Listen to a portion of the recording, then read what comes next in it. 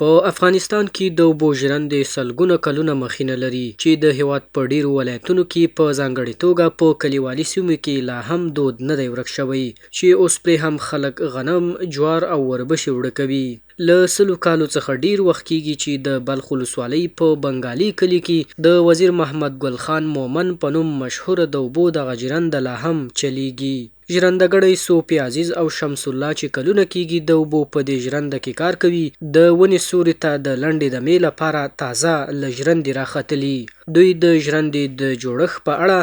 د کیمرې پر مخ زموږ ټولو پوښتنو ته ځوابونه راکړل. منطقه داشته باشه، سرکوب داشته باشه، او داشته باشه که در که او سرکوب داشته باشه جور کنه برا سرکوب نداشته نمیشه. 10 متر که داشته باشه، 8 متر که داشته باشه، 6 متر که داشته باشه. یعنی سالوی کاله کی گردم دغه کرونا کوم لاندې مې چوب دی پوش وی مې چوب په سر الته ګورسنګ ورته وای یا نه الته ناس پی پوش هغه په سر بل چرخ نسپیږي هغه چرخ تاو شو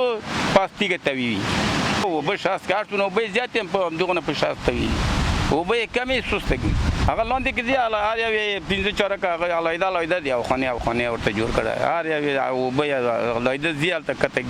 ګډي خبر خو هغه وخت چې راغونه و تیل اچول مغه ساره پورې شیطان ورته ویل دغه بوتلونو هغه سبویا شوان کې دغه د سمې د دوت نه دغه د پاس جرندې ټول دغه نه دوت دغه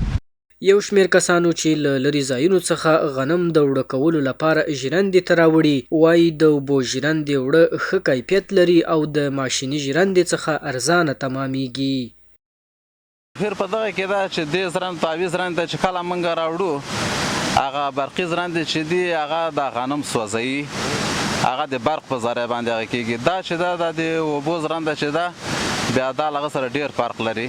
هغه سوځوي د شومان سوځوي دغه په خاطر باندې موږ د زرند تراوړو. بسیار یوی که است اولا بسیار خوب آرد میکنه در کمترین زمان آرد بسیار خوب فوق العاده نان خوبش میده. د اوبو ژرنده د غلو دانو وړه کولو ډیره پخوانۍ وسیله ده چې د اوبو په فشار چلیږي او د سون هیڅ ډول توکو ته اړتیا نه لري ځکه هم اقتصادي ده او هم چاپیریال نه ککړوي.